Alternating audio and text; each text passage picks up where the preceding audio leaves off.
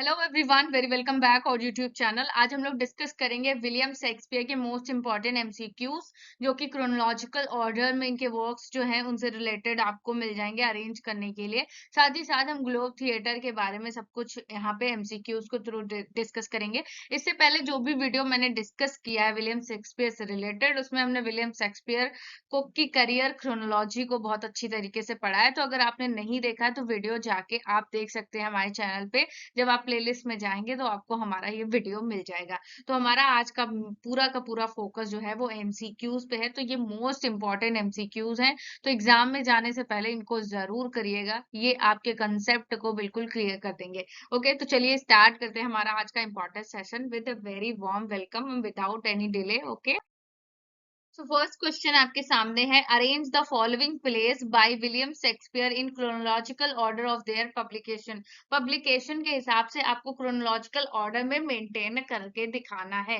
तो इनका जो सबसे पहले पब्लिश हुआ वर्क है वो है a midsummer night's dream. A midsummer night's dream जो है ये 1595 से 1596 के बीच में पब्लिश हुआ था। 1595 से 1596 के अराउंड ये पब्लिश हुआ था। नेक्स्ट जो है यहाँ पे रोमियो एंड जूलियट है, वो 1595 से लेके 1597, 1595 से लेके 1597 के अराउंड ये पब्लिश हुआ था। तो हमारा डी और ए किस में आ रहा है? तो डी और ए हमारा बी ऑप्शन में आ रहा है, तो बी ऑप्शन के साथ हम जाएंगे। उसके बाद जो हैमलेट है वो पब्लिश हुआ था 1600 से लेके 1601 के बीच में ये पब्लिश हुआ था। मैकबेथ उसके बाद पब्लिश हुआ था 1606 में। ओके, तो ये हमारा क्रोनोलॉजिकल ऑर्डर में हमने मेंटेन किया D A B C. Okay guys, तो आप लोगों को समझ में आ गया होगा, बी ऑप्शन हमारा राइट हो गया। नेक्स्ट क्वेश्चन यहाँ पे देखिएगा, वेरी इंपॉर्टेंट क्वेश्चन है ये। Which of the following sequence correctly arrange the plays by Shakespeare from earliest to latest, यानी कि सबसे पहले से लेके सबसे बाद तक आपको यहाँ पे सही अरेंज करना है। यानी कि जो सबसे पहले लिखा गया है और जो सबसे लेटेस्ट यानी अभी लिखा गया जल्दी में, उससे आपको यहाँ पे रीअरेंज करना है इन सबको। The Tempest, Julius seizure and Othello या हेनरी फोर पार्ट वन। बताइएगा सही आंसर क्या है इसमें से। तो सबसे पहले जो वर्क यहाँ पे पब्लिश हुआ था वो था Henry four part one. Then उसके बाद आएगा जूलियस सीजर। ओके, तो ए और बी। उसके बाद हमारा आएगा ओथेलो। ओथेलो के बाद आएगा द टेम्पेस्ट। ओथेलो के बाद आएगा द टेम्पेस्ट ये वाला। ठीक है, तो यहाँ पे फर्स्ट ये हो जाएगा, सेकंड हो जाएगा जूलियस सीजर, ओथेलो हमारा थर्ड ऑप्शन हो जाएगा, और फोर्थ हमारा द टेम्पेस्ट हो जाएगा। अब इनके पब्लिकेशन ईयर के बारे में अगर बात करूं तो हेनरी फोर्थ पार्ट वन 1596 से लेके 1597 के बीच में ये लिखा गया था। तो ये चीज यहाँ पे ध्यान रखिएगा। जो नेक्स्ट है हमारा वो है यहाँ पे जूलियस सीजर, 1599 में लिखा गया था। उसके बाद हमारा है ओथेलो, 1603 से लेके 1604 के अराउंड इसको लिखा गया था। उसके बाद है द टेम्पेस्ट 1610, एंड उसके बाद और 1611 के अराउंड इसको लिखा गया था। तो ये चीजें यहाँ पे ध्यान रखिएगा, और ये जो ईयर लिखे हैं इनको बेसिकली नोट डाउन कर लीजिएगा। तो सही आंसर क्या हो जाएगा? Henry fourth part one. Then उसके बाद जूलियस सीजर, यानी कि D B C A. D B C A कहाँ पे है? तो ए ऑप्शन हमारा राइट हो जाएगा, D B C A. Next देखिएगा यहाँ पे, in which order in which order were the following comedies by William Shakespeare written. अब विलियम शेक्सपियर की जो कॉमेडीज हैं उनको सही ऑर्डर में आपको लगाना है, जो पहले और बाद में पब्लिश हुई हैं। ठीक है, लिखी गई हैं। ट्वेल्थ नाइट, या फिर द मर्चेंट ऑफ वेनिस, या फिर यहाँ पे मच अडो अबाउट नथिंग, या एज यू लाइक इट। तो सही आंसर क्या हो जाएगा यहाँ पे? The merchant of Venice first हो जाएगी। ठीक है, उसके बाद आएगी मच अडो अबाउट नथिंग, ये दूसरी हो जाएगी। देन उसके बाद एज यू लाइक इट, ये तीसरी हो जाएगी। और चौथी हमारी कौन सी बची? ट्वेल्थ नाइट, ये हमारी चौथी हो जाएगी। पब्लिकेशन ईयर की अगर बात करूं तो ट्वेल्थ ईयर 1601 में लिखी गई थी। उसके बाद द मर्चेंट ऑफ वेनिस जो है ये लिखी गई थी 1596 से 1598 के अराउंड। उसके बाद हमारी मच अडो अबाउट नथिंग 1598 1599, 1598 से लेके 1599 के अराउंड इसको लिखा गया था। देन उसके बाद एज यू लाइक इट आएगा 1599 से लेके 1601। तो सही ऑर्डर क्या हो जाएगा यहाँ पे? A A D A D C B, A D C B, A D C B. One second, A, ठीक है, D, okay, A D B C, A D B C, A D B C, C option हमारा right हो जाएगा। Next question यहाँ पे देखिएगा, arrange these tragedies by Shakespeare in order they were written. इनके लिखने के हिसाब से आपको विलियम शेक्सपियर की जो ट्रेजेडीज है उनको ऑर्डर में लगाना है। King Lear, Antony and Cleopatra, या फिर टीमोन्स ऑफ एथेंस, या फिर कोरियोलेनस।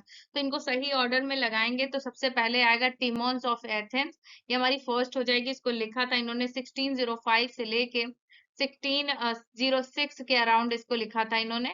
और जो हमारी नेक्स्ट होगी वो हो जाएगी यहाँ पे किंग लियर। किंग लियर हमारी दूसरी ट्रेजेडी हो जाएगी जो कि इन्होंने लिखा था 1605 से लेके 1606 के बीच में। ओके, नेक्स्ट जो हमारी है वो है यहाँ पे Antony and Cleopatra. Antony and Cleopatra हमारी थर्ड हो जाएगी। इसको इन्होंने लिखा था 1606 से लेके 1607 के बीच में। ओके, देन उसके बाद कोरियोलेनस जो है ये 1608 में लिखा था। तो आपको सही ऑर्डर मिल गया होगा यहाँ पे कि हमारा जो सही ऑर्डर है वो हो जाएगा यहाँ पे in order they were written. Written के हिसाब से इनका पहला टिमोन्स ऑफ एथेंस यानी सी, जिसमें ऑप्शन है C A B D, C A B D हमारा सही हो जाएगा डी ऑप्शन। ओके,